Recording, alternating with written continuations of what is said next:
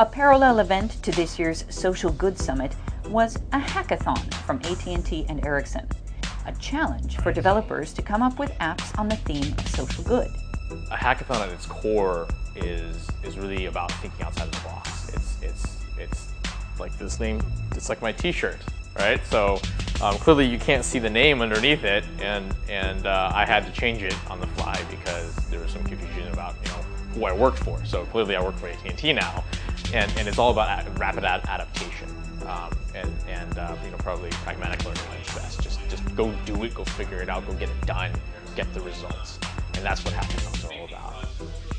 Traditionally at hackathons, the code goes away after the end of the week, and it's just something like people would tinker with new ideas or new technologies, and then it kind of just disappears. And so we want to be able to instill a certain amount of longevity, lifetime to the application, and have the developers be able to tinker with the new technologies, but then apply it towards something that lasts a little bit longer than just a weekend, right? So a lot of these nonprofits need basic utility applications, information distribution applications. Maybe just as simple like click a button to like us on Facebook, but they don't know how to do it. These guys, 20 minutes done. Like, all they need to do is just connect the two, and that's what we're here for. One such business entrepreneur walked away with a new mindset. It is very much serendipity, right? I go up, I make a 1-minute presentation to a crowd of 80 people, and 5 of them migrate to my table. And I don't know them, they don't know me, we don't really know how we could work together. But there's this incredible kind of leap of faith and this field of generosity, especially around the humanitarian social good hackathons. Ericsson asked developers to tackle the Connect to Learn challenge and focus on education. The winner would send a girl to secondary school with a scholarship in their name. There were 2 finalists in that category.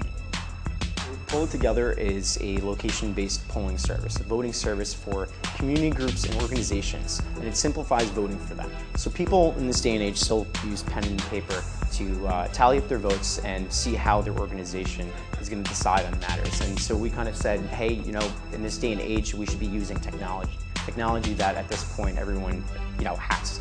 So we created a very, very simple app that takes your take on things, and it allows people to get live feeds and live results of issues, questions, news, and things like that.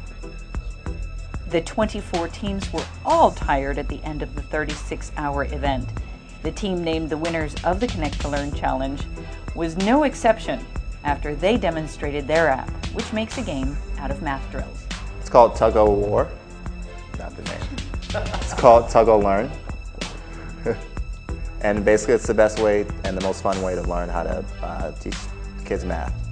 And so what we aim to do is really make learning fun, and we use the spiral ball, which you see here, to make it so once you answer a question, it comes towards you if you answer it correctly, and you can do it as a competition. So as you play along, as it gets closer to you, you win the competition against the person you're playing against. So you're basically playing tug-of-war, but it's Tug-O-Learn. So you're learning as you get the ball closer to you. With what was available, there's a lot of APIs that really allowed us to access things that are very, very in-depth for educational purposes. And then obviously combined with the Spiral, which is not necessarily inherently educational, but it's, I think, something that can very much so be added to education because it's fun, it's colorful, and it's a technology piece that's not always, when I was there, used in education, so I think it can make it a lot more fun for kids to learn. 58 plus 9. I was talking. Will's beating me right now, so I guess he is the math king.